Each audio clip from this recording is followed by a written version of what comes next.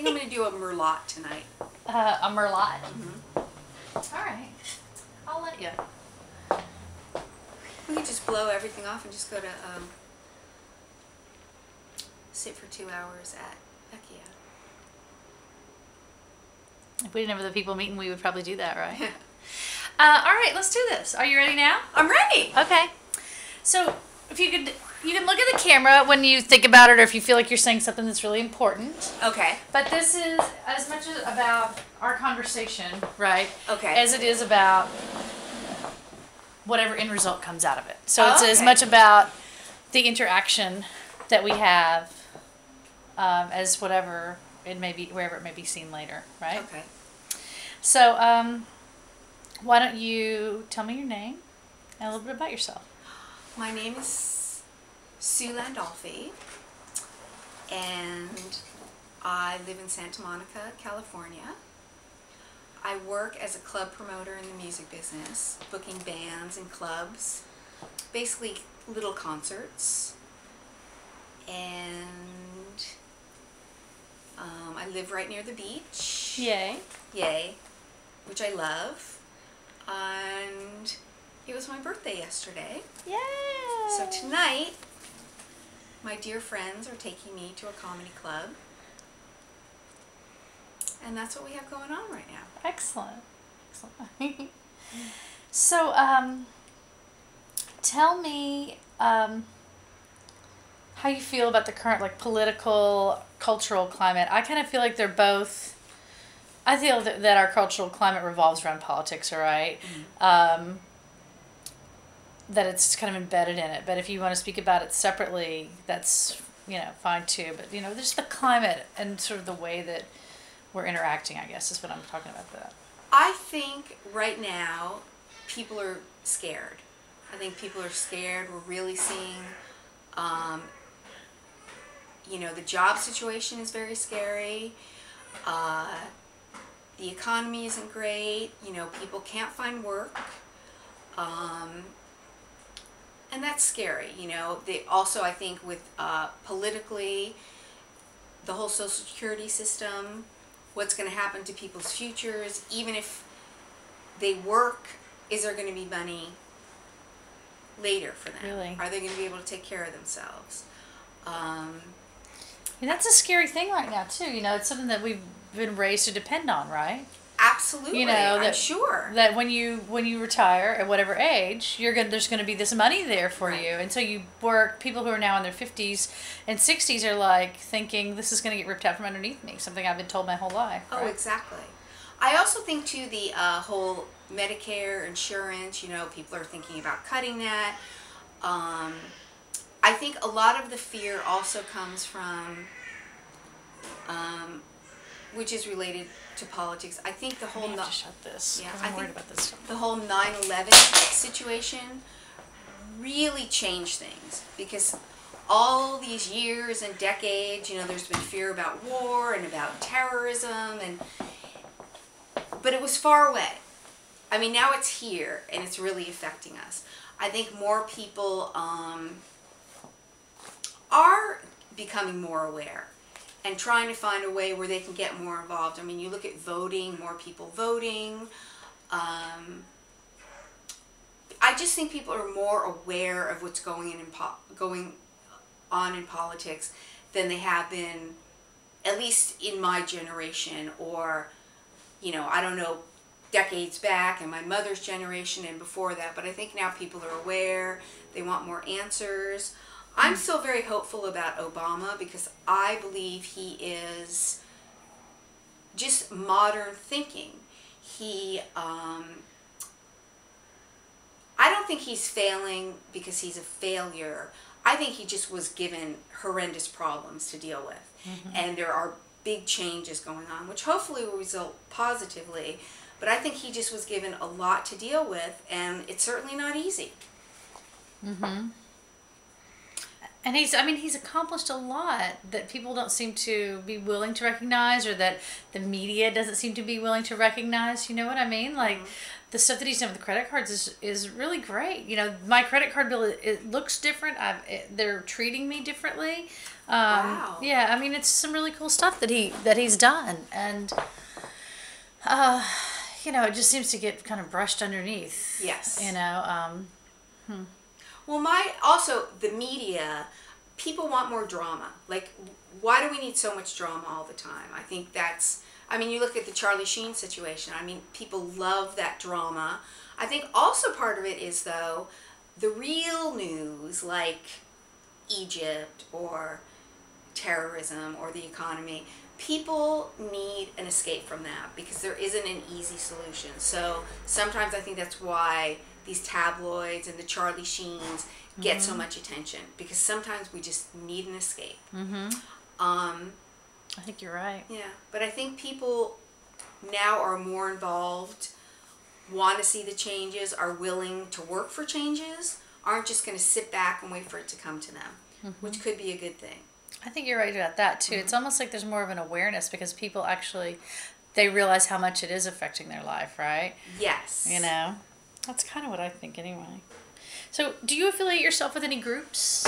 I'll leave, you know, if you look like you have an answer, so.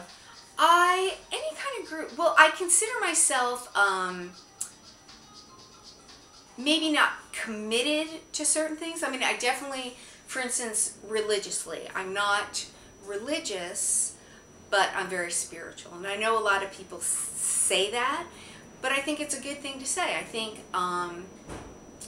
you know, there's different religions where I get different ideas from, and some of them there's a common ground with most of them. You know, be a good person, be kind and giving. So maybe not a specific religious group, but maybe a few. You know, go back and forth. And politically, I mean, I'm incredibly liberal.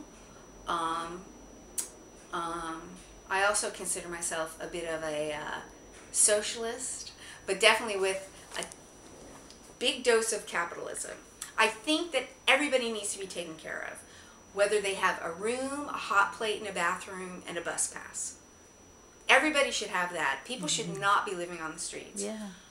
But someone like me who's, you know, ambitious to a fault, if I'm going to work extra hard, then I get more. You know, I get a car. You know, some people, you know, who are smarter and more ambitious than I am, they have a mansion. They have whatever. I think we need that freedom for people to achieve what they want, but I think we have to take care of people. I mean, people are hungry, you know? I mean, it's ridiculous to me.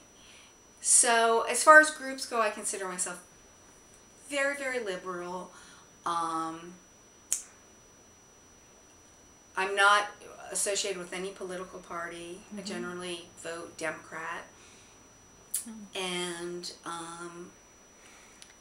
I would say that's kind of, I'm committed to, I definitely have my commitments to what I believe in and what I work for and who I support.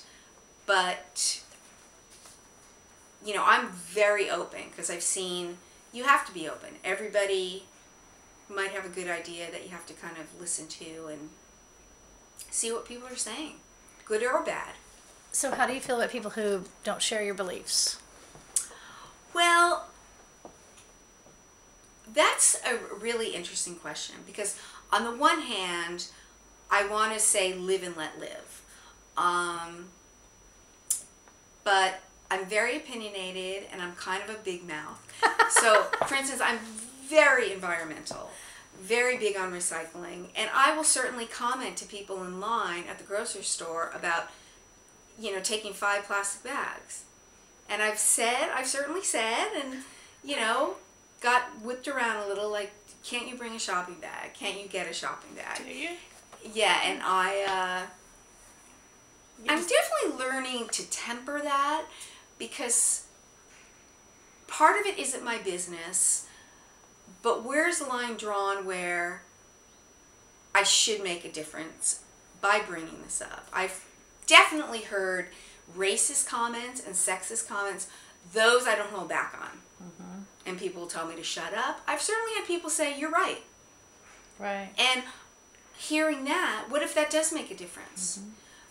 But I think in the area of maybe like the recycling and the environmental, I'm trying to temper that a little, but I still don't think I'm going to hold back on commenting if someone says something that hurts another person as far as racist or sexist. So what about religious beliefs? Religious beliefs, well, there are the extremes. Like the guy burning the Quran, I think he should be flown over there and dropped off and let them handle it. Let them know, hey, this isn't what America thinks. Religious beliefs are a little bit tougher. But if someone doesn't believe in God, I believe there's a God, that I'm not going to go anywhere. If people believe, I just saw something on TV last night where this teenager in her small church was raped by one of the men, and they were blaming her, and she should have apologized to the wife. And the husband, the man who raped her, said, it was consensual and that kind of thing, and she got pregnant too. So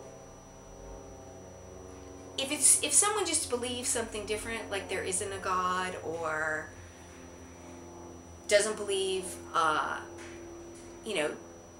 is Jewish or atheist, I don't really have much opinion on that. I don't think they're harming anyone. It's more as they behave as a person. If they're still a nice, good person, then I don't care what they believe. Okay. Cool. This is kind of similar to our flow here, right? So, do you think that religion should be a part of lawmaking? Like, just a part of lawmaking, what citizens are allowed to do? Should religion play a part in that? That's a tough one. And again, that's where, like politically, I hope people are moral, and I think people maybe get their morals from religion, so maybe they can tie that into politics. But the truth is, no. I think it needs to be separated. I think we just need to vote for people who hopefully are moral and good, and they proceed that way politically. We can hope, huh? Yeah. If they mean what they say. What do you wish for?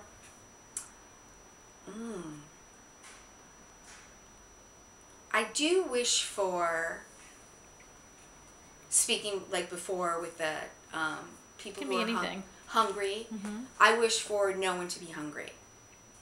And I wish for there to be no war. In my philosophy is, these wars with the countries and the people and the whole thing. My solution is we don't all get along, and we don't need to get along. If I don't get along with my neighbor, then we can just not talk. I don't have to fight with her. I don't have to try to like her. I don't have to try and be her friend. We just don't talk.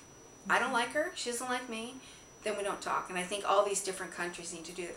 And some of these wars going on for, centuries.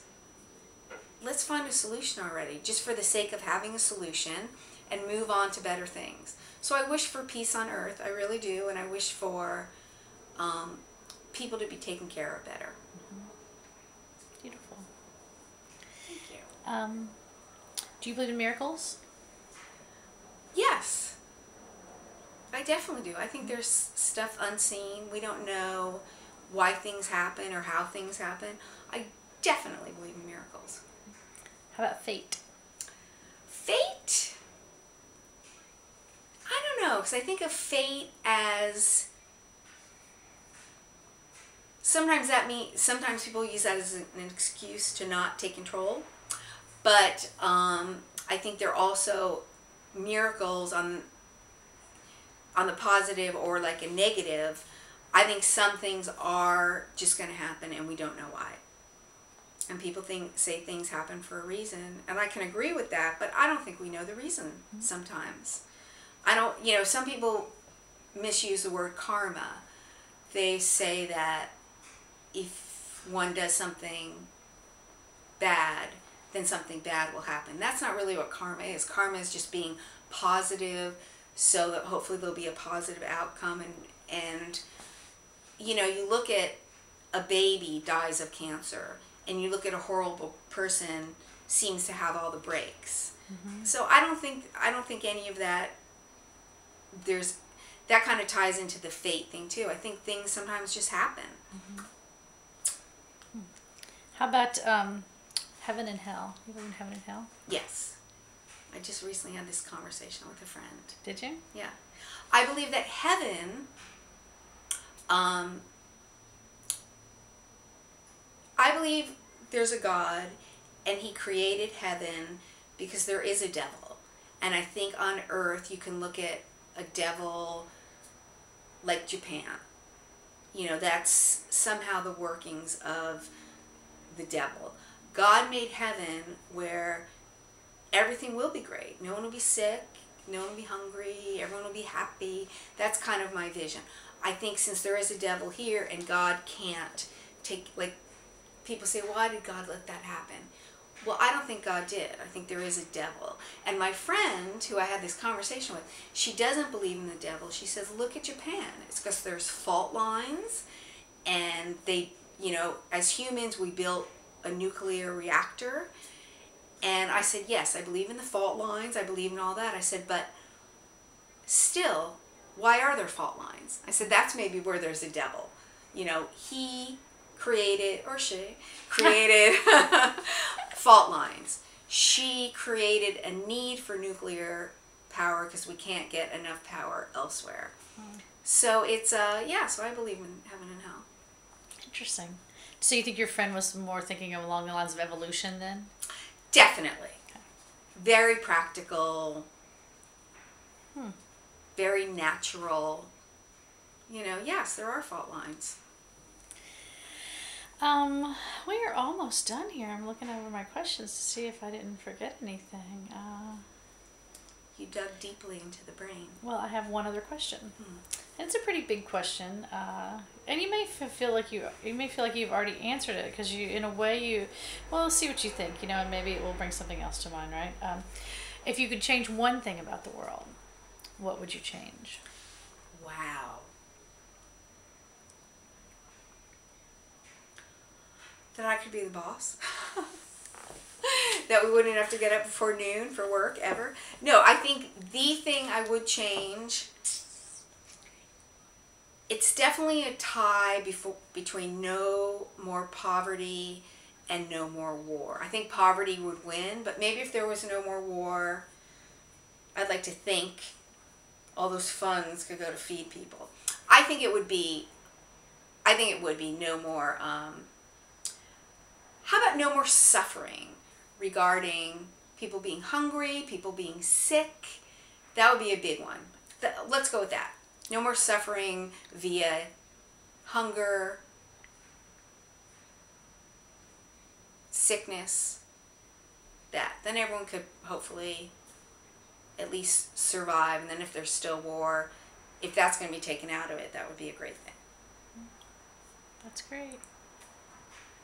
No more suffering. That's very Buddhist of you. Very Buddhist of me, yes. Take a little bit from here and a little bit from there. Exactly. Well, that's it. I like to take a little. I mean, I think for Buddhism, for me, it's very positive. It's very, you know, again, and you know, in fact, I even was reading a book about how Christianity and Buddhism mix. The only thing I don't believe in Buddhism is when you eat your meals, you don't talk to the people you're with. Is that what they think? Yes, you want to sit and appreciate what you have and focus on that. And I want to talk and eat. And smoke if I could. Years ago we did. At the same time you were eating. That's yes. one thing I could never do. Like even when I was a heavy smoker, I never wanted somebody to be around me when they were smoking. When I was eating and they were smoking, right? Yeah. It's disgusting, but I loved it. All right. Is there anything else you're interested in saying, or? No, I mean, we're basically, that's the end of the questions in the interview. Well, I really love that you're doing something that's so deep and requires a lot of thought from people, and hopefully a lot of interesting opinions.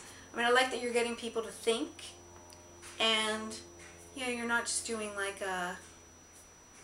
something that isn't meaningful. Thank you. Yeah. Thank you for including me. Thank you for being a part. Mm-hmm. And maybe, I mean, some people don't answer some of the questions, and I don't know. I kind of hope, I guess, that in the same way that it will work in the gallery, right? I hope that in my interaction with some people, and probably more strangers than friends, right, that the questions that I ask may leave them asking themselves some of these questions a little bit, or just may make them think or be a little bit more aware or conscious of things in their world. Maybe there'll be, I know that everyone has an effect on me, right? Right. So hopefully there'll be some sort of effect on them as well, and it's very much about the interaction. And then, and in the gallery it will be people experiencing that interaction, and then maybe even if they don't see what you say what you're saying when they walk by, if you're in it, and you said something poignant, they may hear you say it, right? Mm-hmm. And even if they don't respond to it, it may register with them later. Yes. So that is part of the gallery, the transition space, that I'm hoping will have some effect as well. So. Oh, I definitely think that, because these questions are things that people want to speak about and will think about, and you left them open enough. Like, you didn't ask, what do you think of Obama? Or what do you think of, liberalism? You just said, politically, what do you think? And it will make some people think. Some people aren't going to like that. Are you kidding that I think everybody should have a little apartment? And they'll be like, really? I'm supposed to pay for that? And so I think you'll get people thinking. We'll see. Yeah. We'll see. All right, let's do it. Let's do it.